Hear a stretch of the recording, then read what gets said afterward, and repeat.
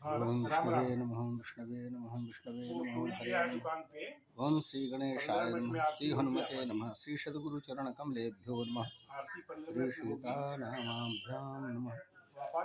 वक्रतुंड महाकाय कोटिसूर्य समप्रभ निर्विघ्नं कुरु मे देव सर्वकार्येषु सर्वदा। श्रीतानासमारम्भां श्रीरामानन्दार्य मध्यमाम् अस्मदाचार्यपर्यन्तां वन्दे गुरुपरम्पराम्। वाञ्छाकल्पतरुभ्यश्च कृपासिन्धुभ्यैव च पतितानां पावनेभ्यो वैष्णवेभ्यो नमो नमः। श्रीरामं रामभक्तिं च रामभक्तांस्तथा गुरून् वाक्कायमनसा प्रेम्णा प्रणमामि पुनः पुनः। यत्र यत्र रघुनाथकीर्तनं तत्र तत्र कृतमस्तकाञ्जलिं बाष्पवारि परिपूर्णलोचनं मारुतिं नमत राक्षसान्तकम्। यं प्रव्रजन्तमनुपेतमपेतकृत्यं द्वैपायनो विरहकातर आजुहाव पुत्रेति तन्मयतया तरवोऽभिनेदुः तं सर्वभूतहृदयमुनिमानतोऽस्मि। नारायणं नमस्कृत्य नरं चैव नरोत्तमं देवीं सरस्वतीं व्यासं ततो जयमुदीरयेत्। भक्त भगवंत गुरु चतुर्नाम बपु एक, इनके पद बंधन किए नाशे विघ्न अनेक। स्वामी मोहिन विसारिये लाख लोग मिल जाएं, हमसे तुमको बहुत है तुमसे हमको नाय। काहू केवल भजन है काहू के आचार, दास भरोसे कुंवर के सोबत ओम हरे। दो क्षण भगवान नाम संकीर्तन। श्री राम जय जय राम। श्री राम जय जय श्री राम जय जय राम।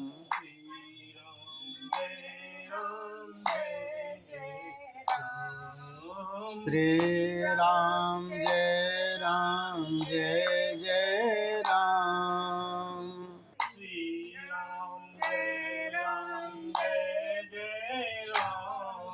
श्री राम जय राम। श्री राम जय राम।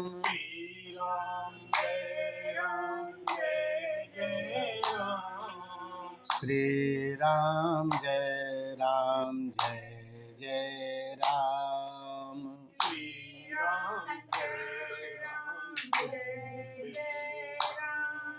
श्री राम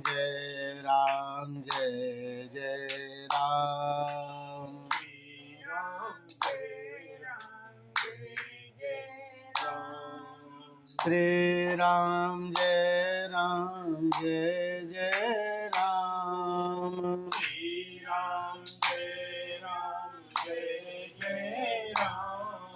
श्री राम श्री राम जय राम श्री राम जय राम।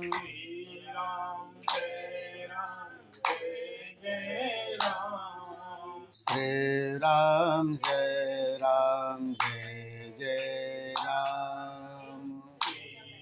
श्री राम श्री राम जय राम श्री राम जय राम।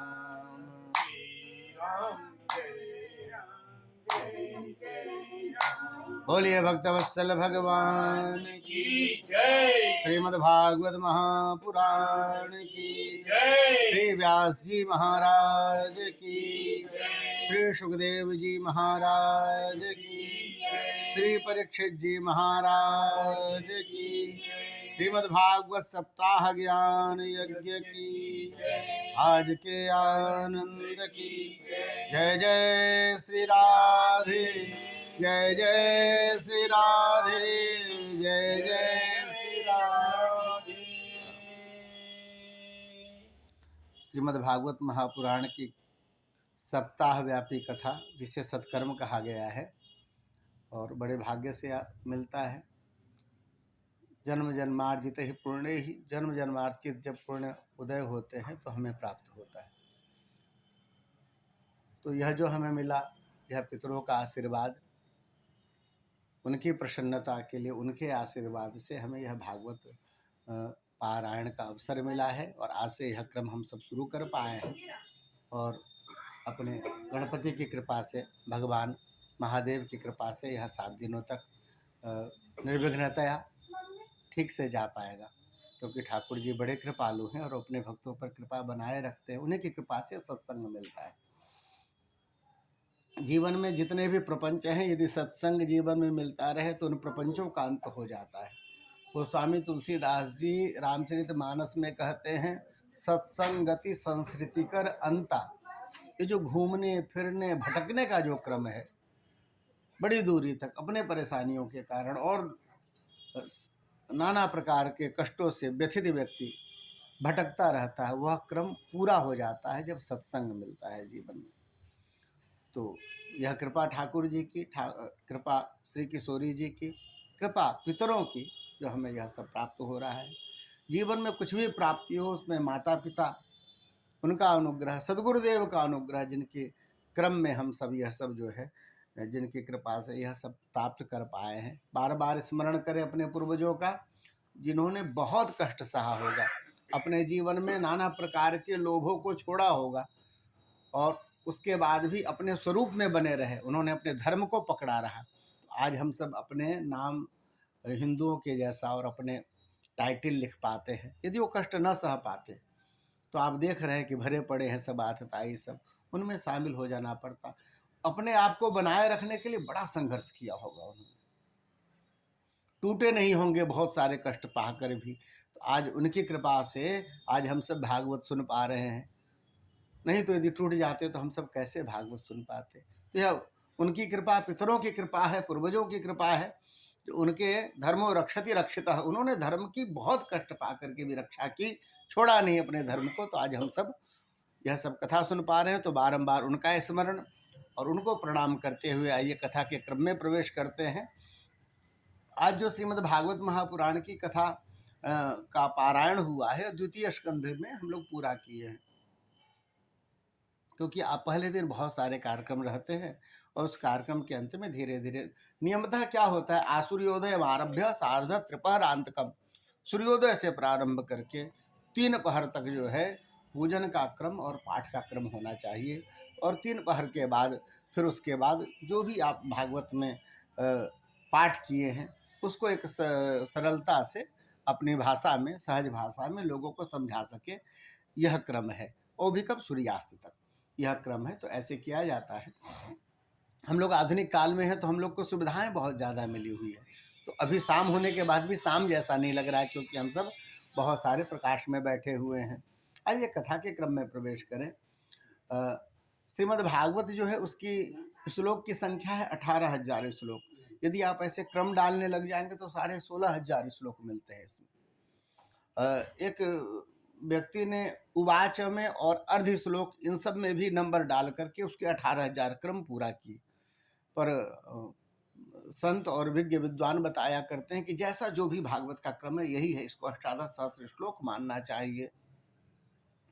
भगवान की लिखी हुई है, भगवान के द्वारा गाई हुई है, भगवान के द्वारा कही गई है, तो जिस रूप में भी है वह हम लोग के लिए पूज्य है और हम लोग को इसका आदर करना चाहिए। श्रीमद् भागवत महापुराण 17 पुराणों की रचना कर ली थी वेदव्यास जी ने। वेद को भी 4 भागों में विभक्त कर दिए और फिर उपवेद आदि बने, स्मृतियां लिखी। सब कुछ लिखने के बाद भी मन में तुष्टि नहीं है, पुष्टि नहीं है, कुछ कुछ खालीपन महसूस होता है। उस क्रम में नारद जी से भेंट हुई और नारद जी ने उनको बताया कि महाराज आपने भगवान की चर्चा बड़ी की है, वामन पुराण, नृसिंह पुराण, विष्णु पुराण, तो इन पुराणों में आपने मत्स्य पुराण, जो भगवान के जो जो अवतार हैं उस क्रम में आपने पुराणों की रचना करी, जिसमें भगवत चर्चा तो है पर वहाँ भक्तों की चर्चा नहीं, और बिना भक्तों के भगवान पूरे नहीं होते जी। हम लोग जैसी उपासना में हैं तो ये सगुण साकार स्वरूप की जो उपासना है, वह जो प्रेम है, और उसमें भगवान जब कहते हैं कि हम भक्त पराधीन हो, स्वतंत्र इबद्विज, दुर्वासा ऋषि को कहते मैं भी पराधीन हूँ। महाराज आप किसके पराधीन हो, आप तो सबके मालिक हो। बोले नहीं, हम भक्त पराधीन, मैं अपने भक्त का पराधीन हूँ, उसके नचाए नाचता हूँ। व्यास जी आपने भक्तों की चर्चा नहीं की, भगवान के प्रिय कौन है, संत, वैष्णव, भक्त, उन सब की चर्चा करना। आप देख रहे हो मेरा यह शरीर, मैं तीनों लोकों में अबाध गति से घूम सकता हूं। मैं जब चाहूं वैकुंठ चला जाऊं, जब चाहूं ब्रह्मलोक चला जाऊं। यह स्वरूप मुझे कैसे प्राप्त हुआ? संत महात्मा के पत्तल की जूठी प्रसाद पाकर के आज मैं इस स्थिति में पहुंचा हूं।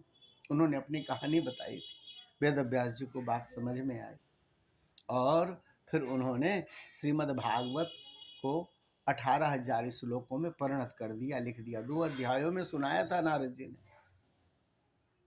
और उसको 18,000 श्लोकों में उन्होंने परिणत कर दिया। श्री सुखदेव जी महाराज जी को प्रदान किया है, सबको कहने के लिए, जो परमहंस है, क्योंकि यह परमहंस की संहिता है। ऐसे व्यक्ति को प्रदान किया जिसकी बुद्धि न देह में लगे, न गेह में लगे, न संसार में लगे और किसी में भी न लगे। अपने ठाकुर के अलावा वह कुछ सोचता ही न। वैष्णव का मूल स्वरूप यही होना चाहिए और ऐसा ही होता है। हमारे यहाँ जैसा क्रम गुरुवर बताते हैं, व्यक्ति उठता इसलिए है कि भैया ठाकुर जी की सेवा करनी है, अपने ठाकुर बाड़ी खोलना है। फिर फिर भोजन क्यों बना? भाई ठाकुर जी को भोग लगनी है, महाराज इसी के लिए आपके जलपान प्रसाद आदि बने। भाई दुकान क्यों है? भैया ठाकुर जी की कुछ न सेवा कर पाए तो उसके लिए भी अर्थ की आवश्यकता पड़ेगी। तो अर्थ कहाँ से आएगा? तो दुकान की जरूरत। यानी आप जो भी कुछ कर रहे हैं वह सब ठाकुर जी के लिए यह है। और इसी क्रम को गीता में बताया है, महाराज स्वकर्मणा तमभ्यर्च्य सिद्धिम विन्दति मानव। अपने कर्म को ही जो पूजा मानता है तो जिस कर्म में जहां जिसकी प्रतिष्ठा है उसी में वह सिद्ध हो जाता है। उसके लिए उसको जंगल में जाने की आवश्यकता नहीं है, स्वरूप बनाने की आवश्यकता नहीं है। जो जहां है उस रूप में मन लगा करके अभ्यर्चना की तरह अपने कर्म को यदि करता रहे तो उसको वहीं से सिद्धि प्राप्त हो जाती है। उनका स्वरूप वैसे ही बदलता है। हम लोग अपने वर्ग में, मारवाड़ी वर्ग में बहुत लोगों को जानते हैं जो कहीं वन में नहीं गए, कहीं कोई पेड़ के नीचे धुनी नहीं रमाई, जहाँ थे जिस अवस्था में थे वहीं धीरे धीरे योगी जैसा ऐसा स्वरूप हो गया। बहुत लोगों के तो महाराज मस्तक से ऐसे प्राण गए, ऐसी चर्चा होती, बिल्कुल ऐसे जैसे योगियों के जाते हैं, जैसे हम लोग करपात्री जी के विषय में जानते हैं, बहुत लोगों की ऐसी चर्चा। तो आप जहाँ हैं जिस अवस्था में उसको प्राप्त कर सकते हैं। सुखदेव जी महाराज ने जो किसी में बुद्धि नहीं लगाए थे उनको यह प्रदान किया गया। सुना किसने? परीक्षित जी ने। प्रथम श्रोता रहे, इनकी भी कथा आएगी, पर पहले महात्म्य कथा का विधान है। पद्म पुराण में जो 6 अध्यायों की महात्म्य कथा है वह बड़ी प्रचलित है और उसका जो मंगलाचरण है वह तो और भी ज्यादा प्रचलित है। हम लोग बोल लेते हैं, एक बार मैं बोलूंगा पीछे से आप बोलना। सच्चिदानंद रूपाय सच्चिदानंद रूपाय विश्वोत्पत्त्यादि हेतवे विश्वोत्पत्त्यादि हेतवे तापत्रय विनाशाय तापत्रय विनाशाय श्रीकृष्णाय वयं नुमः। श्रीकृष्णाय वयं नुमः। महाराज भगवान के स्वरूप का वर्णन है, भगवान के स्वभाव का वर्णन है, भगवान के प्रभाव का वर्णन है। कैसे भगवान? जो कृष्ण है, आकर्षित इति कृष्ण, जो जीव को आकर्षित करते हैं। जो व्यक्ति रचा पचा है इस संसार के कीचड़ में, ठाकुर जी को देख करके उसके मन में आकर्षण बनता है, वह खिंचता है, फिर वह धीरे धीरे वृंदावन जाता है, वृंदावन जाता है। फिर ठाकुर का वह स्वरूप, ठाकुर की वह परिक्रमा, वह गोवर्धन का स्वरूप। महाराज भगवान के प्रेम में रचे बचे महात्मा संतों पर जब दृष्टि जाती है तब जीवन धीरे धीरे इस संसार के प्रपंच रूपी कीचड़ से ऊपर आने लग जाता है। वह लौटता है, फिर वही घर, वही परिवार, वही सब कुछ, पर उसका जीवन धीरे धीरे कृष्णमय हो गया है। यह है संसार में हम जितना ज्यादा इसमें सुख खोजने लग जाते हैं हम कीचड़ में फंसते हैं जी। संसार में सुख खोजना छोड़कर जब हम ठाकुर में सुख खोजने लग जाते हैं तो धीरे धीरे हम ऊपर आने लग जाते हैं। कीचड़ में से ही कमल प्रकट होता है, उस कमल में ठाकुर के सदा चरणारविंद रहते हैं। बारंबार भागवत में चर्चा की गई है। प्रथम अर्धालय में सच्चिदानंद रूपाय, भगवान का स्वरूप कैसा है? भगवान सत्य स्वरूप है, चिद स्वरूप है और आनंद स्वरूप है। 3 है। सत्य स्वरूप मतलब वही सत्य है, बाकी सब असत्य हैं। आप जैसे साल भर पहले दिख रहे थे वैसे नहीं दिख रहे। हम 50 साल पहले थे ही नहीं, पर ठाकुर थे, ठाकुर हैं और ठाकुर सदा रहेंगे। जो सदा रहता है वह सत्य है, जो बदलता रहे वह असत्य हो जाता है। इसलिए जो महाराज नारायण, इसीलिए जितने भी वेदांती हैं वो कहते हैं ब्रह्म सत्यम जगन मिथ्या, ब्रह्म ही सत्य है, बाकी संसार क्या है, असत्य है, संसार क्या है, झूठा है। तो सत्य स्वरूप परमात्मा, और कैसे चिद स्वरूप परमात्मा प्रकाश है, जिनका नाम प्रकाश है, जो हृदय में के अंधियारों को नष्ट कर देता है, जिनका रूप प्रकाशक है, जिसे आप देखते हैं तो महाराज संसार के जितने अंधियारे हैं जिसमें आप खिंचे रहते हैं, परेशान रहते हैं, चिंतित रहते हैं, वो अंधियारा छटने लग जाता है। महाराज भगवान का धाम प्रकाशक है, भगवान की लीला प्रकाशक है। जब आप भगवान की लीला को सुनने बैठते हैं, जब भगवान की लीला को देखने बैठते हैं, जब हम लोग रासलीला देखते हैं, उस समय इस संसार की आपाधापी समस्याएं उन सबसे दूर हट जाते हैं, फिर से उन अंधकारों से प्रकाश में आ जाते हैं। तो ठाकुर कैसे हैं, प्रकाश स्वरूप हैं। स्वरूप क्या है, चिद स्वरूप परमात्मा। हमें आपको देखने के लिए इन प्रकाश की आवश्यकता, अभी अचानक बंद कर दें तो बंद कर दें तो क्या होगा, ना हम आपको दिखेंगे ना आप हमें दिखेंगे। पर ठाकुर जी को देखने के लिए प्रकाश की आवश्यकता नहीं है, क्योंकि ठाकुर जी के पूरे शरीर से प्रकाश प्रकट होता है, अपने शरीर से ऐसे प्रकाश स्वरूप परमात्मा अभी यहाँ आकर के प्रकट हो, तब ये सब जितने प्रकाश है सब मध्यम पड़ जाएंगे, ठाकुर जी के साथ सब मध्यम पड़ जाएंगे, क्योंकि भगवान इतने प्रकाशक हैं। स्वयं सूर्य और चंद्रमा को जो प्रकाशित करते हैं, सबकर परम प्रकाशक जोई, राम अनादि अबधपति सोई, वही परमात्मा है जो प्रकाशक है। तीसरा स्वरूप बताया जो आनंद स्वरूप है, जिसमें ही आनंद है, जो जिनको देखने में आनंद है, जिसको सुनने में आनंद है, जिनके लीला को श्रवण करने में आनंद है, जिनका स्मरण करने में आनंद है, जो आनंद स्वरूप है वह परमात्मा। इसलिए भगवान राम जब प्रकट भये हैं और प्रकट होने के बाद जब उनके नामकरण का क्रम आया है, तो श्री वशिष्ठ जी कहते हैं, सुनो राजा, यह जो आपके जो बड़े पुत्र हैं ना, ये कौन है? सो सुख धाम राम अस नामा, सकल लोकदायक विश्रामा। जीवन में आनंद के जो स्वरूप है, सुख के धाम है, जो आनंद सिंधु सुख राशि, सी करते त्रैलोक सुपासी। महाराज आनंद के सिंधु परमात्मा है, बाकी संसार वाले तो एक बूंद जो आनंद है उसी में रचे पचे, उसी में पूरे संसार में खोजते फिरते हैं, यहाँ सुख मिलेगा, वहाँ सुख मिलेगा, वहाँ सुख मिलेगा।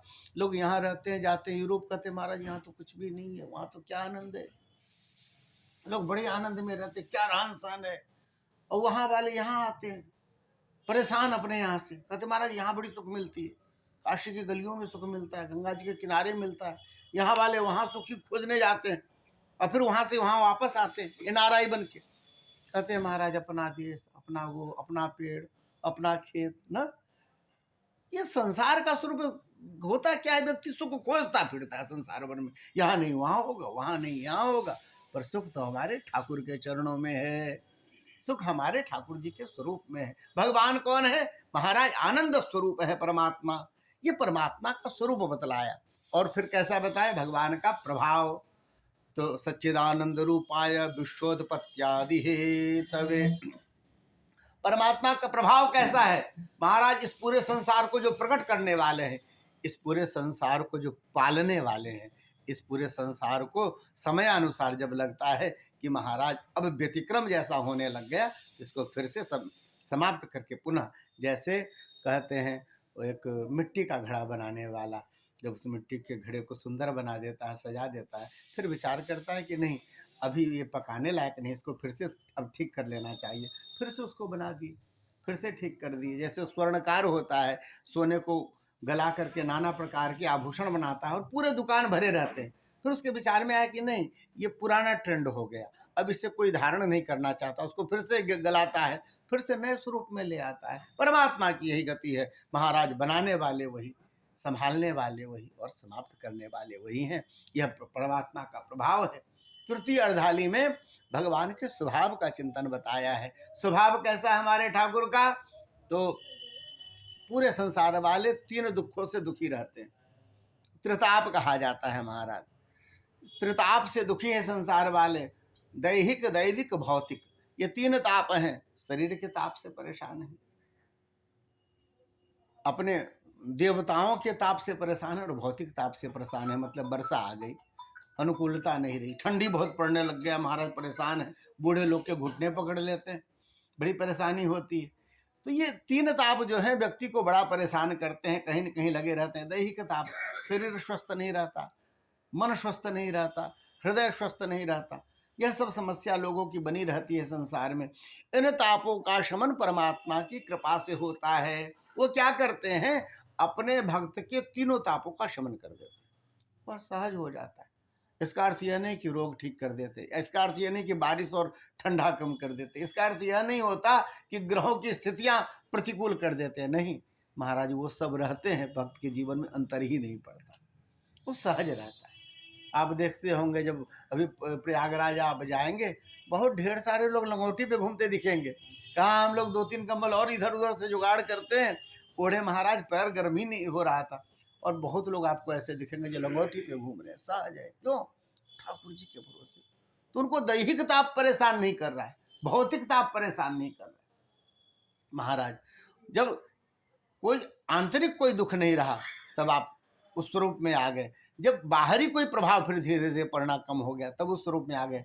और दैविक ताप तो कहाँ परेशान करेगा महाराज उसे। जीवन में भी जाने का भय होता है जो बहुत ज्यादा संग्रह करता है। जिसके संग्रह पूरे हो गए, फिर जिसने संग्रह किया ही नहीं, फिर उसके जाने का क्या भय। और जाने का भय नहीं तो फिर देवता क्या बिगाड़ लेंगे। जिसे कह जाने व्यक्ति जो बुद्धिमान होता हुआ जानता है यह शरीर भी अपना नहीं है महाराज, कुछ दिनों के लिए मिला हुआ है और कुछ दिनों के लिए हमें इसी से भगवत प्राप्ति करनी है। फिर तो कहीं से आए थे फिर कहीं जाएंगे। जाने का रास्ता यह हो सकता है कि भगवत के चरणों के चरणारविंद के समीप हो जाए। जाने का रास्ता हो सकता है कि व्यक्ति सदगति की तरफ बढ़े। जाने का रास्ता हो सकता है कि व्यक्ति धर्म पथ पे जाए। केवल एक चीज जाती है साथ में, संसार वाले जिसको जानते हैं, अपने आचरण में हम सब नहीं ला पाते। धर्मानुगो गच्छति जीव एक, आपका किया हुआ धर्म ही आपके साथ जाता है। एक गिलास भी पानी किसी को दिया हुआ कभी व्यर्थ नहीं जाता महाराज। कहानियां भरी पड़ी हैं पूरे शास्त्रों में। आपका दिया हुआ कुछ भी लिया हुआ जीव से नाम, एक भी नाम व्यर्थ नहीं जाता। आपके हृदय में जो चिंतन होता है ठाकुर जी का, एक क्षण का भी चिंतन, वह आपके लिए पुण्यमय है। क्योंकि कलयुग को यह वरदान प्राप्त है कि मानस पुण्य होई नहीं पापा। मन से किए हुए पाप नहीं माने जाते, गिनती में नहीं होते, लिखाते नहीं है। केवल एक कमी होती है, उतनी देर आपका हृदय गंदा रह जाता है। जब आप दूसरे के प्रति द्वेष सोचते हैं, आपका हृदय ईर्ष्या करता है, मत्सरता करता है। पर यदि आप ये नहीं करते और यदि आप मन ही मन सोचते हैं चलो भैया जा नहीं पाए पर मन ही मन चलते हैं प्रयागराज, त्रिवेणी जी के किनारे, नाव वाले को कहेंगे भैया एक बार ले चलो, बोले बहुत पैसा लेंगे हम, 3,000 रुपये एक आदमी का चल रहा है आज दर्शन का। आप उससे बात करते भैया ले चलो कोई बात नहीं, थोड़ा सा कम ले लेना, अभी ज्यादा लेके नहीं आए। उसने बैठा लिया, आप मन ही मन जाकर के त्रिवेणी में कई बार डुबुक्की लगाए और लगा करके जब वापस आए मन प्रसन्न है। गए कहीं नहीं, बैठे यही है, खाली मनी राम गए हैं। पर आपने इतना किया ना, इतनी की, इससे आपको पुण्य की प्राप्ति हो गई। मानस पुण्य, ये मानसोपचार स्वरूप है और इसके महाराज अति लाभ है। तो आप जितने भी कर्म करते हैं, जो भी करते हैं, उसके अनुसार आपको सब प्राप्त होता है। पर यह शरीर नहीं जाता साथ में, और ये रिश्ते नाते नहीं जाते हैं। कहीं से आए थे और कहीं से जाएंगे। जितने समय के लिए मिला हुआ है, इसमें हम सहजता से ठाकुर जी की समीपता अनुभव करें, यह बड़े भाग्य की बात है। और इसलिए यह सत्संग की प्राप्ति है।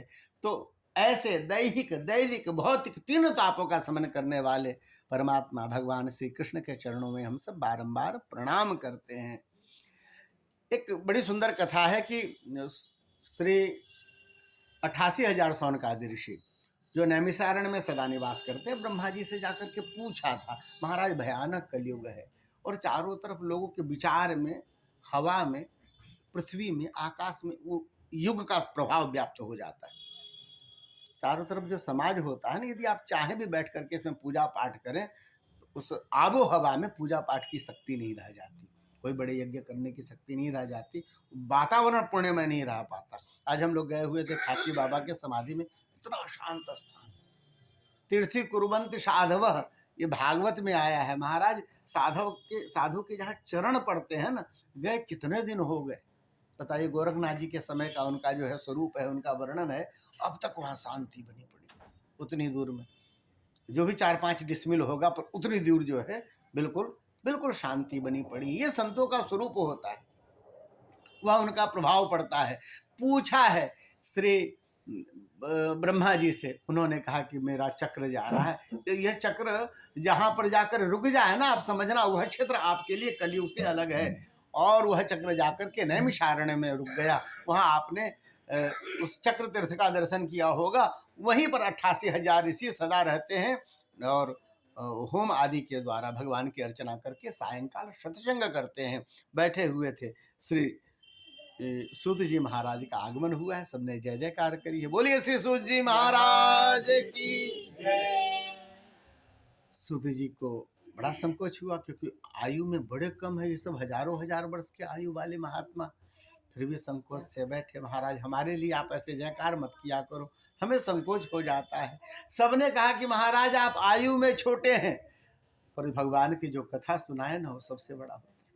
इसलिए आप भगवान की कथा हमें सुनाते हैं, इसलिए हम आपकी जय जयकार करते हैं।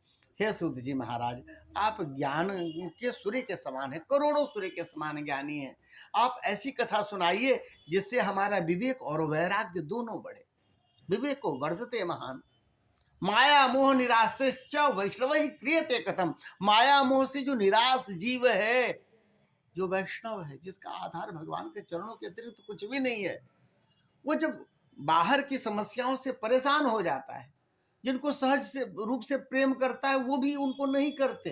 वो समझते हैं ये व्यक्ति स्वार्थ से कर रहा है, इसकी जरूर कोई ना कोई। यानी आप यदि संसार का स्वरूप ऐसा हो गया है, किसी को सहज रूप से प्रेम करो, वह आपको आरोपित करेगा इनका कुछ काम बनना, इसलिए हमें पूछ रहा, नहीं पूछे क्यों। यह संसार का स्वरूप है। माया मोह निराश वैष्णव क्रियते कथम। महाराज, ऐसे समय में वैष्णव क्या करें, कैसे रहें, इसका उपाय बतलाइए। प्रभु, हमें भगवान की कथा सुनना है, ऐसी कथा सुननी है जिसमें भगवान कृष्ण की शाश्वत प्राप्ति हो जाए। जब ऐसा कहा तो मुस्कुराए हैं और उन्होंने कहा कि आपने बहुत अच्छी बात कही है, मैं आपको श्रीमद् भागवत कथा सुनाता हूँ। ऐसे तो श्रीमद् भागवत जो है परंपरा से भगवान विष्णु के मुख से ब्रह्मा जी को प्राप्त भई, ब्रह्मा जी से नारद जी को प्राप्त हुआ, नारद जी ने वेदव्यास जी को दिया। पर सुनो महाराज, सप्ताह की कथा जो है ना, नियमतः श्री चतुर कुमार ने श्री नारद जी को सुनाई थी। महाराज, ये कैसे हुआ? नारद जी एक जगह बैठते नहीं, चतुर कुमार ज्यादा घूमते नहीं, सनत कुमार आदि। तो वो जब घूमते ज्यादा नहीं, तो ऐसा कैसे अवसर हुआ वो 7 दिन तक बैठे, और ये 7 दिनों तक इन्होंने सत्संग कराया। वह कथा हमें सुननी है। और तब उन्होंने नारद जी की वह प्रिय कथा सुनाई। श्री नारद जी महाराज एक बार बद्रीनाथ की तरफ जा रहे थे, घबराया हुआ उनका चेहरा, ऐसे दिख रहे हैं जैसे उनका कुछ न कुछ खो गया हो, कुछ न कुछ गिर गया हो, जिसे वो ढूंढ रहे हो। अचानक सनत कुमार, चार कुमार बद्रीनाथ धाम नर नारायण भगवान का दर्शन करके लौट रहे, अचानक उनकी दृष्टि पड़ी। आप स्मरण करें, नर नारायण भगवान भी ठाकुर जी के स्वरूप है, श्री सनत कुमार भी भगवान के प्रथम अवतार में माने जाते हैं, श्री नारद जी महाराज भी अंश अवतार हैं, ये सब ठाकुर जी के स्वरूप है। अचानक दृष्टि पड़ी, उन्होंने आवाज लगाई श्री नारद जी को। नारद जी ने देखा है, भागते हुए उनके पास आए, एक दूसरे को नमस्कार किया, पूछा ऐसी स्थिति क्यों लग रही है आपकी, आप प्रसन्न नहीं दिख रहे हो? अरे राम जी का दास जो कभी न हो उदास, ये चेहरे में प्रसन्नता कहाँ चली गई महाराज? अब गए कहाँ थे पहले ये बताओ। तब उन्होंने कहना शुरू किया, अहम तो पृथ्वी यात्वा ज्ञात्वा सर्वोत्तमामिति। महाराज, मैं पृथ्वी लोक को गया था। संसार में गए होगे, और जिसने भी पकड़ा होगा 2 ठो माला फूल चढ़ा के फिर अपना दुख सुनाना शुरू कर दिया। बाबा जी तो ऐसे ही पकड़े जाते हैं, और इससे आप परेशान हो गए होगे संसार के दुख सुन सुन करके। बोले नहीं नहीं, ये बात नहीं है, ये दुख सुनने के लिए थोड़ी न गया था। फिर क्यों गए थे? पुष्करम च प्रयागम च काशीम गोदावरीम तथा हरिक्षेत्रम कुरुक्षेत्रम श्रीरंगम सेतु बंधनम। महाराज तीर्थों का दर्शन करने गए। आपके मन में यदि बांके बिहारी की छटा देखने की इच्छा होगी तो वृंदावन जाना पड़ेगा, और कहीं नहीं है, ब्रह्मलोक में भी नहीं है। आपको यदि भगवान कनक बिहारी के सुंदर स्वरूप की झांकी देखनी हो, जो पुजारी जी ने रच रच के बनाया है, बड़ी सुंदर माला, बड़े सुंदर खौर तिलक, बड़ी सुंदर पगड़ी, बड़े सुंदर कुंडल, बड़ी सुंदर उनकी जो है चिबुक पे लगा हुआ सुंदर सा मणि, महाराज निहारना हो तो फिर आपको कनक भवन जाना पड़ेगा, अयोध्या जी में, और कहीं नहीं मिलेगा, स्वर्ग के देवताओं को भी अनुपलब्ध है। इसलिए आया महाराज ठाकुर के दिव्य स्वरूप का नाना स्थानों पे दर्शन करें। वो तिरुपति पे ठाकुर जी जो खड़े हैं, हमारे बांके बिहारी से ज्यादा काले हैं जी, फिर भी लाइन लगी रहती है, 10-10 घंटे की लाइन लगी रहती है उनको देखने के लिए। ऐसा स्वरूप हमारे ठाकुर का, तो वह देखने के लिए गया था। तो फिर क्या हुआ, बोले महाराज जहां जहां तीर्थों में गया ना, तीर्थों की स्थिति अच्छी नहीं रही। सत्यम नास्ति तपो नास्ति दया दानम न विद्यते। महाराज अब क्या बताएं, सद्गुण खोजने चले कहीं मिला नहीं, लोगों की स्थितियां बदली हुई दिखी, कोई भी अपने स्वरूप में नहीं था। जो सन्यासी हुआ सन्यास के स्वरूप में नहीं था महाराज, संग्रह परिग्रह करने वाले हो गए। जो बैरागी है उसके जीवन में वैराग्य नहीं दिखा। ये सब देखे ना तो मन, ब्रह्मचारी का स्वरूप अद्भुत देखे, बहुत सारे पता नहीं उनका घर परिवार सब संसार, मन व्यथित हो गया। सोचा किसी के पास बैठ करके सत्संग करेंगे, वो अवसर नहीं आया, देख करके मन व्यथित हो गया। जिनके पास भी गया, महाराज किसी सदगृहस्थ के घर में चले जाते, जहां पर नित्य जो है प्रतिदिन भगवान शिव की अर्चना होती है, सब मिलकर बैठ करके एक साथ भगवान का प्रसाद पाते हैं। बड़ों के चरणों में ही छोटों का पूरा जीवन रहता है, और इसलिए वो सदा सुरक्षित रहते हैं। उनके यहाँ चले जाते। बोले महाराज गया था ना, अब वह जमाना नहीं रहा, वह स्वरूप नहीं रहा। क्यों? बोले महाराज अब वह संयुक्त परिवार नहीं देखने को मिलता। यदि आपको कहीं दिखे ना सब, तो समझना वहीं पे सतयुग है, अभी कलयुग नहीं आया। नहीं तो संसार क्या है? बोले महाराज पहले होता था, बड़े बूढ़ों के अनुसार ही सब कुछ होता था। अपने समाज में यह प्रचलन था कि सब कार्यक्रम करके भी पहले जब बूढ़ी दादी हो, बूढ़े बाबा हो, वो जब कहे हाँ ठीक है ऐसा कर लो, तब कोई कार्य करते थे लोग। उन्हीं से आदेश मांग मांग के काम किया जाता था। तो महाराज जैसी परिस्थिति हो, व्यक्ति ठीक से निकलता चला जाता था, हर संकट से, हर समस्या से, और सहज जीवन रहता था। यहाँ तक हम लोग आए हैं, इसका मतलब पूर्वजों का कृपा प्रसाद, उनका आशीर्वाद लेते हुए यहाँ तक हमारी वंश परंपरा पहुँच पाई है। तो बड़े बूढ़ों का तो महत्व था ही। अब क्या स्थिति है? बोले महाराज अब स्थिति तभी तक व्यक्ति अनुकूल रहता है घर परिवार के, तभी तक माता पिता की बात मानता है, जब तक उसका ब्याह नहीं हुआ है। जब भी ब्याह हुआ तो व्यक्ति का स्वरूप बदलने लग जाता है। फिर क्या होता है? तो बोले महाराज जब भी बहुरिया नहीं आ जाती है तो धीरे धीरे व्यक्ति उसके अनुसार आचरण करने लग जाता है, उसको प्रसन्न करना चाहता है, कभी वो अप्रसन्न ना हो जाए इस चिंता में लगा रहता है। संसार का यही स्वरूप है, और वही उसी की गृहस्थी में चलती होती है। और कभी भी छोटों के विचार से जब घर चलने लग जाए तो महाराज फिर उस घर को समस्याओं से कोई नहीं बचा पाता। क्यों? कम अनुभवी लोगों के हाथ में जाने लग गया ना। जब अनुभवी लोग चलाते थे तो उन्हें मालूम होता था संसार कैसा है, लोग कैसे हैं। फिर नए लोगों को तो सीखने में समय लगेगा, बहुत कुछ समय सिखाता है। बहुत आप यूनिवर्सिटियों में जाएं, बड़े बड़े विद्यालयों में जाएं, नहीं, आप यदि जीवन को आपने सही ढंग से देखा हुआ है तो धीरे धीरे एक बूढ़ा व्यक्ति वह पीएचडी डीलिट से ज़्यादा समझदार हो जाता है, ज़्यादा समझ पाते हैं संसार को, उनका अनुभव काम करता है। तो नई बहुरिया के आने के बाद स्थिति बदल जाती है, परिवार धीरे धीरे धीरे धीरे अलग अलग जगहों पर टूटने लग जाता है। और ऐसा सदगृहस्थ हमको कोई मिला ही नहीं जहां हम बैठ करके थोड़ा सत्संग कर पाए। लोगों ने कहा कि बाबा कहाँ घूमते फिर रहे हो, आपके लिए तो अच्छी जगह वृंदावन है, वृंदावन जाओ बाबा, वहां जो आप खोज रहे हो मिल जाएगा।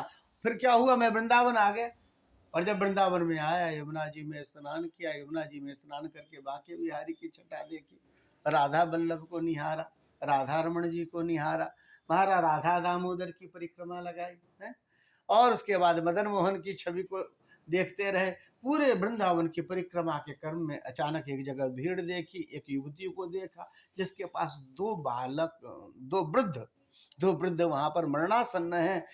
उस देवी ने मुझे आवाज लगा करके बुलाया, भो साधो क्षणम तिष्ठ मत चिंताम पिनाशय। महाराज मेरी चिंता को आप समाप्त कर सकते हैं, क्योंकि आपके दर्शन करने से जीवन में सुख का संचार हो रहा है, और मन में लगता है कि अब हम कष्टों से निवृत्त हो जाएंगे, क्योंकि आपके दर्शन से सभी प्रकार के पाप नष्ट होते हैं। और ये हम सब जानते हैं, जीवन में समस्याएं अपने पाप के कारण आती है, जीवन में सुख अपने पुण्य के कारण आता है। क्रम है, सुख का क्रम यही है कि और कोई भी हमारे दूसरे कारण नहीं होते। एक दूसरे को दुख देने का कोई दूसरा कारण नहीं होता, हमारे ही कर्म हमें सुख दुख देते हैं। आपके रहने से हमारे पाप कटने लग जाएंगे, आपके दर्शन से हमारे पाप नष्ट होंगे, फिर जीवन में ये जो दुख है, चिंता है, वह समाप्त हो जाएगी। कौन हो देवी आप? प्रभु आपने मुझे नहीं पहचाना। हम भक्ति रीति ख्याता में तनयो मतौ, ये जो दोनों बूढ़े दिख रहे हैं ना, ये मेरे बेटे हैं। ये जो है ज्ञान है, ये वैराग्य है, मैं भक्ति हूं। मैं दक्षिण भारत में प्रकट हुई महाराज, और कर्नाटका में बढ़ी, पर गुजरात में आकर के क्षीण हो गई। भक्ति का स्वरूप है महाराज। दक्षिण भारत में बड़े बड़े आचार्य हुए हैं भक्ति के, श्री रामानुजाचार्य जी महाराज, श्री मध्वाचार्य जी महाराज, ये सब जो क्रम है, श्री शंकराचार्य जी महाराज, ये सब दक्षिण भारत में हुए जो भक्ति के आचार्य थे।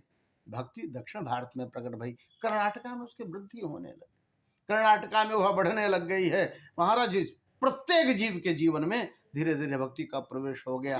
प्रसिद्ध कथा है, मुझे बड़ी पसंद है, कनक दास जी महाराज का, जो भगवान का उडुपी में जो कन्हैया जी हैं, गौ चराते हुए ठाकुर जी की दिव्य मूर्ति, उसका दर्शन करना चाहते थे, पर पुजारी उनको जाने न दें, तुम दलित हो, तुम्हारी छाया के छूने से मंदिर अशुद्ध हो जाएगा।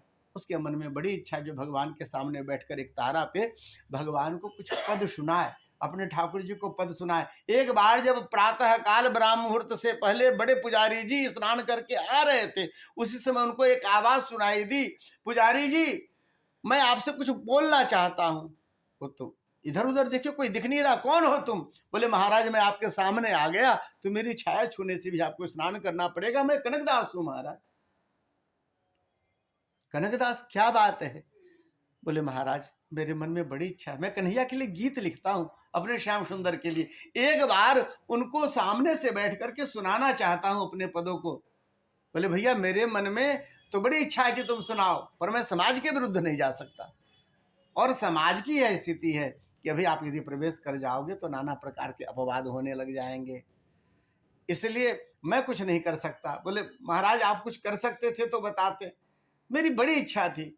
तो बोले एक काम करो, तुम मंदिर के पिछले हिस्से में चले जाओ, वहां ऊपर में हवा आने के लिए छोटा सा झरोखा ऊपर में वातायन बना है, तुम वहीं बैठ जाना, और तुम गाओगे ना तो मंदिर के अंदर आवाज आएगी, गर्भगृह में आवाज आएगी तो कन्हैया सुन लेगा।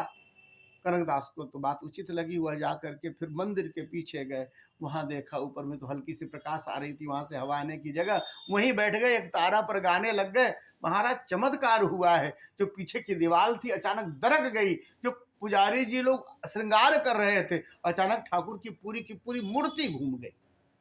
कुछ 7-8 दशक पहले की सदी पहले की बात है, और कहते हैं जो मूर्ति घूमी दीवार दरक गई है, गिर पड़ी है। देखा सबने कि कनकदास गा रहे हैं एक तारा पर, उनकी आंखों से अश्रुधारा बह रही है, और हमारा परमात्मा घूम गया अपने भक्त को सुनने के लिए, जिसके छाया को भी छूने से पाप लगता था।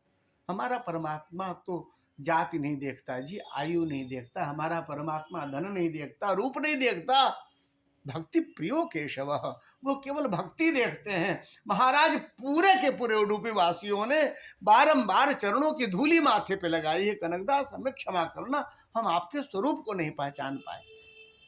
भक्ति की वृद्धि हुई है कर्नाटका में, और जब गुजरात में गई तो महाराज धीरे धीरे क्षीण हो गई। जहाँ दिखने दिखाने का मौका है, लोग भक्त अपने आप को जनाना चाहते, व्यक्त करना चाहते, लोग चाहते हैं हमें लोग जाने में इतना बड़ा साधु। जब भी ऐसा भावना आने लगती तो भक्ति दूर होने लग जाती, भक्ति बूढ़ी होने लग जाती, ज्ञान वैराग्य मरणासन्न होने लग जाते। तीनों को लेकर के वापस वृंदावन गई, लोगों के कहने पर। वृंदावन आने पर भक्ति का नया स्वरूप हो गया, ज्ञान वैराग्य ऐसे ही मरणासन्न पड़े। प्रभु अब क्या करें? नारद जी ने कहा मैं इसे पुनः युवा बनाना चाहूंगा। क्यों? कहे कि तदा नाहम हरेर दासो लोके ताम न प्रवर्तते, क्योंकि मैं भगवान का दास हूं, और मैं चाहता हूं ज्ञान और वैराग्य भक्ति के साथ सदा सबके हृदय में पुष्ट रहे। उन्होंने बड़े प्रयास किए, गीता सुनाया, नाना प्रकार के मंत्र सुनाए, वेद सुनाए, पुराण सुनाए। वो सब जब भाई लेके उठते फिर से लेट जाते, जब पाठ समाप्त होता तो चिंतित हुए। आकाशवाणी हुई, शतकर्म करो नारद जी। ये शतकर्म क्या है?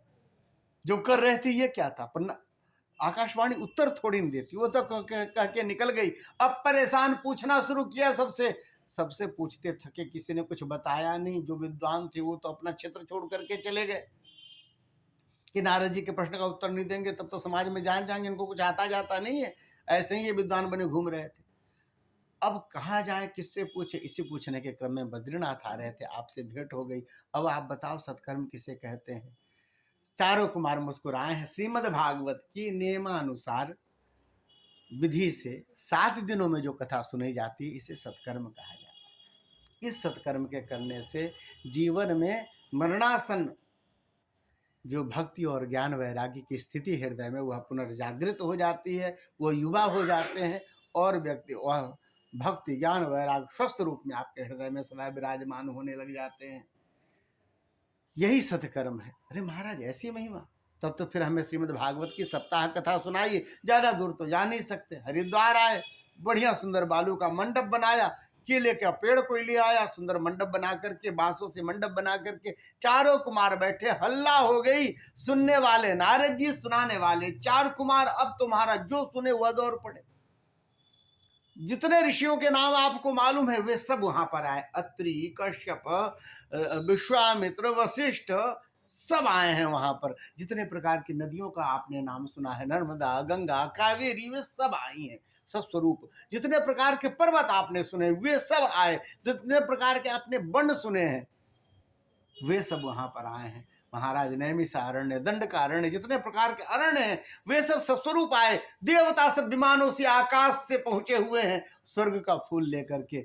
जब ही सबने देखा है, सबके स्वरूप को देख करके सब प्रसन्न हुए, एक साथ सबका सम्मिलन हुआ और यहाँ सनकादि कुमारों ने कथा शुरू की है। कथा के प्रारंभ करते ही भक्ति ज्ञान वैराग्य को लेकर के उंगली पकड़ करके वहां पहुंची है। सबने अचानक देखा, अरे यह कौन युवती है जो बच्चों को लेकर के बीच में आ गई? साधु संतों के बीच में जटाधारी महात्मा है, बच्चे सब तो ठिकाना नहीं, हाथ पैर जूठा होगा, मुंह जूठे होंगे, इनको कहो पीछे बैठे। अचानक नारद जी की दृष्टि पड़ी है, अरे ये तो भक्ति ज्ञान वैराग्य है। पूछती है कहाँ बैठूं? नारद जी कहते हैं, देवी आप सबके हृदय में बैठो जो लोग बैठ के कथा सुन रहे हैं। और जब हृदय में ज्ञान भक्ति वैराग्य रहेगा तो बड़े भाव से सब सुन पाएंगे। यहां श्री नारद जी पूछते हैं, महाराज श्रीमद् भागवत सप्ताह कथा से जीवन के किन किन क्षेत्रों में सफलता मिलती है? व्यक्ति को मुक्ति मिल जाती है, व्यक्ति की सदगति हो जाती है, जीवन के जितने भी आपाधापी हैं उससे व्यक्ति को एक बार छूटने का अवसर मिलता है, इतना बोध हो जाता है, ज्ञान होने लगता है। पर मूल स्वरूप क्या है? संसार वालों की तो बहुत सारी इच्छाएं हैं ना, ढेर सारी मनोकामनाएं हैं। जिसको धन नहीं उनको धन चाहिए, जिनको पुत्र नहीं उनको पुत्र चाहिए, जिनको राज्य नहीं उनको राज्य चाहिए, जिनको स्वास्थ्य नहीं उनको स्वास्थ्य चाहिए। फिर ऐसे कर्मों के लिए तो सनत कुमार कहते हैं, बहुत सुंदर कहते हैं कि महाराज आपकी कैसी भी कामना हो जीवन में, उन सब कामना की पूर्ति के लिए श्रीमद् भागवत है। जिनके यहाँ संतान के योग कम होते हों, जिसके गर्भ में बालक तो होते हों पर महाराज अनुकूल समय तक जो है सो रह ना पाते हों, या होते हैं तो फिर बहुत दिन बचता नहीं, यदि ऐसे कोई दिखाई दे तो उनको तो जबरदस्ती बैठा करके आदर पूर्वक बुला करके, भैया 7 दिन होने जा रहा, आप बैठ लो, सुन लो, क्या जाने आपके जीवन का चक्र बदल जाए। जिनके जीवन में बहुत सारे ऋण हो गए हों और ऋण समाप्ति ही ना होते हो, एक समाप्त किया तब तक दूसरे अवस्था के ऋण आ गया, ऐसे लोगों को बलात् बैठा करके हाथ जोड़ करके समझा बुझा करके कथा में बैठाना चाहिए। जिसके जीवन में कठिन रोग हो जाए, जिन लोगों के लिए डॉक्टर बोला महाराज आप भगवान से प्रार्थना करो, बाकी इसकी दवाई अभी तक नहीं आई, ऐसा कह के यदि मान ले ऐसी ऐसी स्थिति में व्यक्ति क्या करेगा? तो बोले महाराज उनको भागवत की कथा सुनो। दरिद्र क्षयी रोगी, महाराज जिसके जीवन में पाप ही पाप बने, कभी कुछ बन ही नहीं पाया पुण्य, और वह प्रयास भी करता है तो फिर उसके कोई पुण्य के कार्य नहीं बन पाते। जब टिकट बनाता अयोध्या का तो महाराज ट्रेन कैंसिल हो जाती। कई बार तीर्थों का जब ऐसा कार्यक्रम बनाया तो हुआ नहीं, कई बार पुण्य का कार्यक्रम बनाया हुआ नहीं। ऐसे व्यक्ति को भागवत में पकड़ के बैठाइए, महाराज बैठो। बोले महाराज हमको तो नींद आती है। बोले बैठ के सो वहीं जहाँ कथा होती है। ऐसे यदि आप जब सुनेंगे, ऐसे को सुनाएंगे तो कहते हैं जीवन का कोई भी ऐसा मनोकामना नहीं है जो श्रीमद् भागवत जिसको पूरी करने में समर्थ ना हो। क्यों?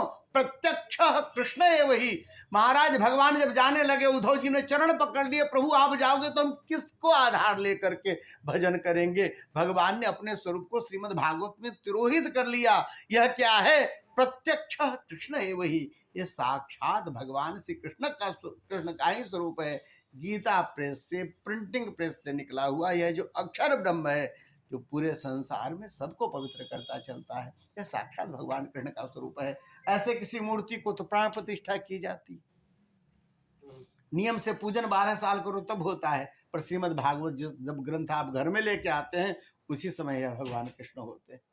जब आप रामचरितमानस अपने घर में लेके आते हैं वही राम दरबार है महाराज, उसकी प्रतिष्ठा नहीं करनी पड़ती, साक्षात प्रभु हैं। जीवन में ढेर सारे इसके जो है आपको दृष्टांत मिलेंगे। हमारे गीता भवन में एक वैद्य जी आया करते थे भागलपुर के, उनकी कथा बड़ी प्रसिद्ध है। रुक्मिणी बाई बहुत बड़ी संत हुई हैं, उनके पिताजी, उन्होंने जो है सो जीवन में वैद्यकीय वृत्ति तो अपनाई, पर उनका भागवत में बहुत मन लगता था। जाकर के भाई जी बाबू जी श्री हनुमान प्रसाद जी पोद्दार और बाबा को जाकर के कहा, बाबा मेरा कार्य है वैद्यकीय पर मेरा मन नहीं लगता। फिर तुम्हारा मन किस में लगता? बोले भागवत पाठ करने में बड़ा मन लगता है। मैं सोचता हूँ मैं लगातार भागवत पाठ करूँ निरंतर, बस यही किताब खोल के मैं पाठ करता रहूँ, जैसे हमारे राम गोपाल भैया निरंतर पाठ ही करते रहते हैं जी। तो बोले फिर करो। तो फिर महाराज घर है, परिवार है, पत्नी है, कैसे चलेगा? तो बोले जिसका पाठ करोगे, जिनको सुनाओगे वो सुनेंगे ना, चलाएंगे बस। निश्चिंत होकर उन्होंने उसी समय अपना जितना भी उनका जो कुछ भी जड़ी बूटी थी सब उठा करके पुड़िया को जाके ऋषिकेश में गंगा जी में फेंक दिया। उसके बाद भागवत पाठ करने लग गए। और उनके जीवन की घटना है, संत बताया करते हैं कि महाराज पाठ करने लग गए, कभी किसी से पूछा नहीं अब हमारा घर कैसे चलेगा, किसी से चर्चा नहीं करी। प्रतिदिन सप्ताह पाठ किया करते, ज़्यादातर पाठ में बैठे रहते। 7 दिनों बाद जब या 1 महीने बाद जब भी कोई कार्य पड़ता, कुछ पड़ता, पत्नी जाके पूछती, महाराज दूध वाला आया है, महाराज ये अमुक व्यक्ति आया, दुकान वाला आया है, इसको कैसे पेमेंट होगा? वो कहते ठीक है। श्रीमद् भागवत की कृपा, दूसरे दिन भागवत जब खोला करें तो वैसे ही रुपए निकले। पत्नी ने कभी पूछा नहीं पैसे कहाँ से आए। बाद में जाके वर्षों बाद उसने पूछा, महाराज समय पे सटीक इतने पैसे कहाँ से ले आते हो, बैठे तो घर में रहते हो आप? तब उन्होंने कहा, देवी मुझे तो कुछ नहीं मालूम, मैं प्रतिदिन भागवत पढ़ता रहता हूँ, दूसरे दिन जब ऐसे खोलता हूँ ना तो तुम कुछ रुपए उसमें रहते, मैं तुम्हें दे देता हूँ। अब गिन के मैंने कभी नहीं देखे जो कितने पैसे होते हैं। अभी तो तुम्हें मालूम है उतने ही पैसे होते जितने तुमने कल मांगे थे। यह तो ठाकुर जी की कृपा है। जीवन भर उन्होंने योगक्षेम वहन किया उनका, ठाकुर जी ने। श्रीमद् भागवत का ऐसा स्वरूप है, प्रत्यक्ष कृष्ण है वही महाराज। और इसके अलावा भी जीवन में जो व्यक्ति बिल्कुल परेशान हो अपने समस्याओं से, और वह समस्याओं से छूट ना रही हो, मुक्त ना हो रहा हो, अपने पाप के कारण, पूर्व जन्मार्जित कर्मों के कारण, अपने जीवन में अपने कर्मों के कारण, यदि ऐसी स्थिति हो, ऐसा व्यक्ति भी श्रीमद् भागवत यदि भाव से सुनता है या उसके निमित्त सुना जाता है तो उसके जीवन में बदलाव आता है। महाराज ये जो व्यक्ति ने जीवन भर केवल पाप किया और पंचुग्र पाप आदि भी किए हों, कहते हैं 5 उग्र पाप कौन कौन से होते हैं? जो माता पिता की सेवा नहीं करता, जो सुरापान करता है, जो किसी का सोना चुरा लेता है, जिसने गौ हत्या की, जिसने ब्रह्म हत्या की, इन सबको जो ये करने वाले को भी कहते हैं महाराज उग्र पाप कहे जाते, जिसका प्रायश्चित नहीं है। ऐसे व्यक्ति की भी मुक्ति हो जाती है श्रीमद् भागवत के श्रवण मात्र से। महाराज ऐसा हो सकता है? उन्होंने एक कथा सुनाई। एक आत्मदेव नामक ब्राह्मण थे, महाराज बड़े विद्वान थे, उनके जीवन में सब कुछ था, बेटा नहीं था जी। अच्छा असंयोग देखो, उनके सामने जो पेड़ था वो भी नहीं फलता था, उनके गाय को भी बछड़े बाछे नहीं होते थे, बड़े चिंतित थे। संसार वालों की उलाहना से व्यक्ति परेशान हो जाता है। आपका सहज जीवन चलता रहेगा, अगल बगल वाले आके आपको असंतुष्ट कर देंगे, हमारे यहाँ तो ये आया है, आपके यहाँ तो है नहीं। घर परिवार को असंतुष्ट कर देंगे, आप सहज भी चलना चाहें तो संसार की आपाधापी में आपको भी शामिल कर देंगे। ऐसा संसार का स्वरूप होता है। तो लोगों ने जो है वहां पे ऐसा क्रम आया कि आत्मदेव को असंतुष्ट कर दिया। वो बेचारे बड़े परेशान हुए, गए हैं जंगल में प्यास लगी, जल पीने को उद्यत हुए। अचानक देखा एक महात्मा सन्यासी को आते हुए, चरणों पे गिर के रोने लग गए। सन्यासी, क्यों रो रहे हो ब्राह्मण? बोले हमारे पितर बड़े असंतुष्ट हैं, गर्म पानी पी रहे हैं। तुम्हें आकर किसी ने कहा? बोले नहीं, लोग चर्चा करते। अच्छा महाराज, हमारे जीवन में बड़े पाप बने महाराज। क्यों? मैं संतानहीन हूं ना, तो मुझे जो है सो नरक में अवश्य जाना पड़ेगा संतानहीनता के कारण। अरे ब्राह्मण देवता, ऐसा कौन तुम्हें सिखा देता है? बेटे तो मुझे भी नहीं है, पर मुझे काहे की चिंता लगी हुई है? बेटा न होने से व्यक्ति क्यों दुखी हो जाएगा? मुझे भी घर परिवार नहीं, मुझे बेटा भी नहीं, फिर भी मैं प्रसन्न रहता हूं। तुम्हें दुख यदि लग रहा हो तुम मेरे साथ चलो, हम दोनों मिलकर के खूब भजन करेंगे और खूब भोजन करेंगे, आनंद से घूमा करेंगे। पुत्र में सुख नहीं होता है पंडित जी, सुख यहाँ लिखा होता है। यदि यहाँ लिखा हुआ है तो पुत्र हो चाहे ना हो आपको सुख मिलेगा, और यदि यहाँ नहीं लिखा है तो 4-4, 8-8 बेटे भी होते हैं, माता पिता को सुख नहीं होता। इसलिए भगवान नाम लो, भगवान के नाम में ही सुख है। पंडित जी ने कहा नहीं नहीं महाराज, पंडित जी मैं सच कह रहा हूं, सप्त जन्मावधि तब पुत्रो नहीं बचा नहीं बचा, आपको जो है 7 जन्मों तक आपको पुत्र की प्राप्ति नहीं हो सकती। अब जब उन्होंने सुना महाराज, तब तो जान गए, पंडित जी को मालूम है। उन्होंने पंडित जी को कहा, पंडित जी ने सन्यासी को कहा जब आपको 7 जन्म हमारे मालूम है, तब आपको इसका उपाय भी मालूम होगा कि हमें बेटा कैसे होगा। जब इतना लंबा आप देख सकते हो तो उपाय भी मालूम होगा, हमें बेटा दो नहीं तो मैं आपके सामने मर जाऊंगा सिर पटक के। अब तो सन्यासी घबराए। उन्होंने सोचा इसके जीवन में जब परिस्थिति आएगी तब इनको वैराग्य होगा। उन्होंने फल दिया। फल उन्होंने जाकर के अपनी पत्नी धुंधली को दिया। महाराज धुंधली के मन में संशय, साधु को लेकर, सत्संग को लेकर के और उस बालक के गर्भ में आने को लेकर के, उन्होंने सन्यासी की परीक्षा के लिए उस फल को गाय को खिला दिया। पर बार बार पंडित जी पूछ रहे हैं तो संशयग्रस्त है, कैसे झूठ बोले, हाँ मैंने फल खा लिया। तो बार बार देख रहे हैं कि इसके स्वरूप में, शरीर में बदलाव क्यों नहीं आ रहा है। उन्होंने एक और युक्ति सोची, अपने बहन को बुला करके अपनी बात बताई है। उन्होंने कहा मैं गर्भवती हूँ, मैं अपना बालक आपको दे दूंगी, चुपचाप आप मुझे कुछ धन दे देना, क्योंकि हमारे पास धन नहीं और आपके पास बालक नहीं। यही बातें हुई, समय अनुसार बालक पहुंचा गई। पंडित जी को कुछ नहीं मालूम, और उन्होंने पूरे गांव को लड्डू बांटी कि भाई हमें बेटा हो गया, बेटा हो गया, बेटा हो गया। समय अनुसार गाय को भी एक बछड़ा हुआ जी। बछड़ा क्या था, पूरा मनुष्य था, केवल गाय कान के थे। उसको देखने के लिए 10 गांव के लोग आए। दोनों बालक धीरे धीरे बढ़ने लग गए हैं। गोकर्ण पंडितो ज्ञानी धुंधकारी महाकलह। गोकर्ण बड़े विद्वान हुए, धुंधकारी अपने माता पिता के स्वरूप से प्यार से लाड़ पाड़ में बिगड़ गया जी। जीवन में जितने प्रकार के अवगुण थे सब आ गए। और पूत का पूत तो का धन संचय। लोग कहते थे पंडित जी ने इतना धन जमा किया कि 7 पुस्त खाएगा तो खत्म नहीं होगा। और महाराज ऐसा कपूत हुआ कि जो भी धन था आंखों के सामने, उड़ाने वाले को पता थोड़ी चलता कि कमाने वाले को कैसे पसीने लगे हैं कमाने में। उसने पूरे पैसे उड़ा दिए उनके, पूरा अपयश कर दिया, समाज में उठना बैठना मुश्किल हो गया। पंडित जी ने घर छोड़ दिया है, रोते हुए जंगल में जा रहे थे। गोकर्ण गुरुकुल से पढ़ के आ रहे थे। उन्होंने जब देखा पिता को रोते हुए, हृदय से लगाया, जो रोए हैं। पंडित जी को उपदेश किया है, बेटे ने उपदेश किया अपने पिता को, पिताजी यह गोकर्ण गीता कहा जाता है। 2 श्लोक हैं, देहे स्तिमांसु रुद्रे भीमतिम तेजत्तम जाया सुतादि सुदा ममताम विमुंच पश्चन्निसम जगदिदम क्षणभंगुनिष्ठम। यह शरीर जो है पिताजी क्या है, बोले महाराज ये अस्थि, रुधिर, नस, इन सब का एक समूह है। और यह जब तक इसमें प्राण है तब तक आपको लगता है मैं हूँ, ऐसा है, ये सब मेरे हैं। जब भी प्राण समाप्त हो जाता है पिताजी कोई किसी का नहीं रहता। ये जो अभिमति है, मैं मेरापन है ना, इसको छोड़िए, अहमता को छोड़िए। फिर क्या करें, फिर ममता को छोड़िए। जाया सुतादि सुधा ममताम विमुंच। संसार से जब तक आपकी अपेक्षा रहेगी तब तक आप दुखी होते रहेंगे, क्योंकि संसार के बहुत सारे काम है और आपकी अपेक्षाओं को ही पूरा करना ऐसा किसी की ड्यूटी नहीं हो पाती।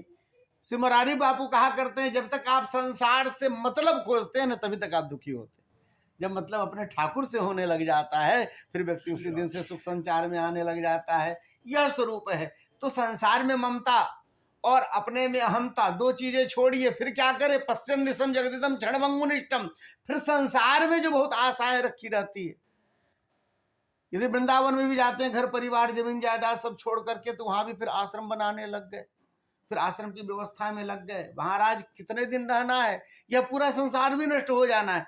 हम लोग राजस्थान जाते हैं, बड़े बड़े किले दिखते हैं, जहां पर पंछी पर नहीं मार सकता था बड़े बड़े राजा, जहां पर चारों तरफ से घेर करके यवन सब जो है 4-4 महीना अंदर नहीं जा सकते थे। आप 20 रुपए की टिकट लेकर के घूम के देख आते हैं सब जगह।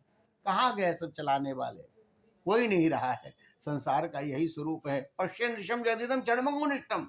फिर क्या है, वैराग्य राग रस को भगवक्त निष्ठ। जीवन में वैराग्य के आप रसिक हो जाए। महाराज जुटाने का बहुत दिन तक सुख देखा था, अब त्याग करने का भी सुख देखिए। ये भी नहीं चाहिए, ये भी नहीं चाहिए, चलो ये हटा दो, अब हम इतने ही कपड़े अपने वार्डरोब में रखेंगे, अब हमारे थाली में इतना ही भोजन पर्याप्त है, अब हम इतने में रह जाएंगे। ये जो छोड़ने का सुख है, इसको वैराग्य का सुख कहते हैं।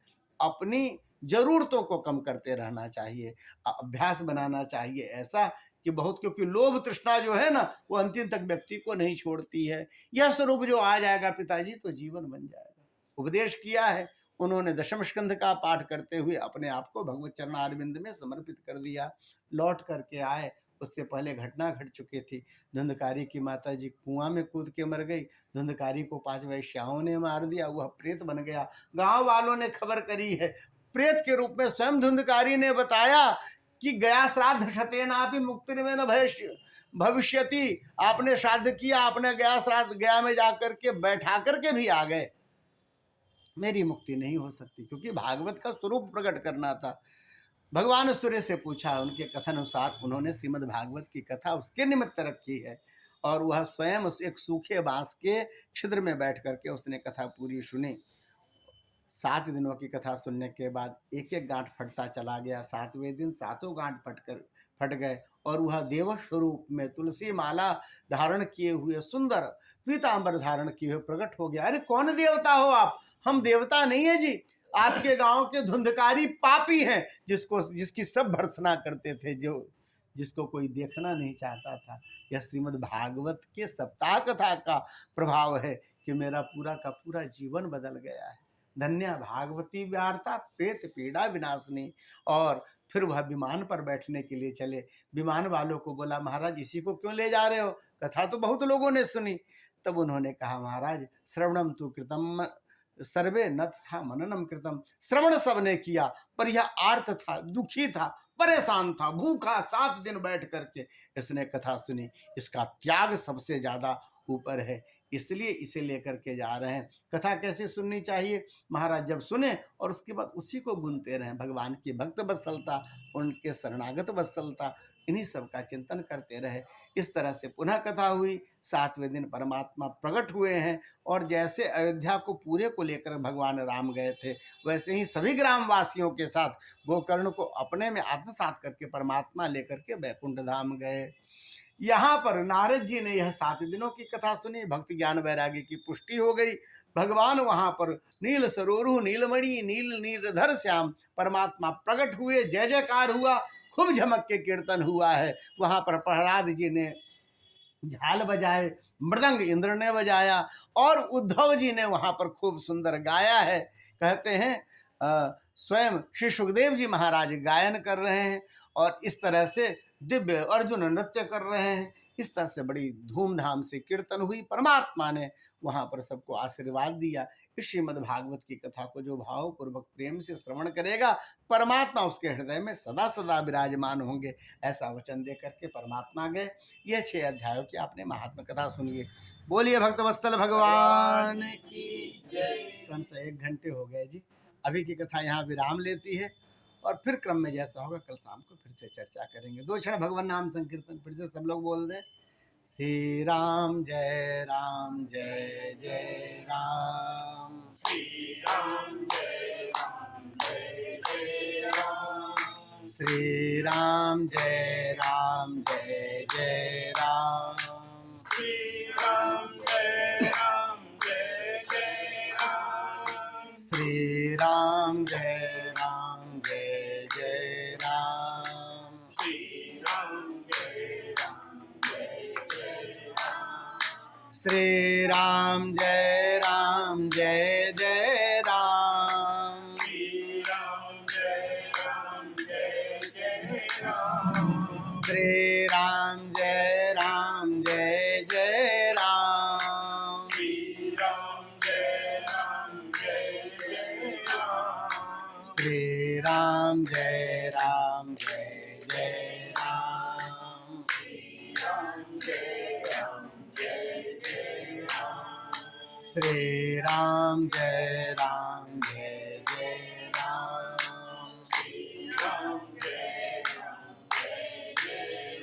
बोलिए भक्तवत्सल भगवान की जय। श्रीमद् भागवत महापुराण की जय।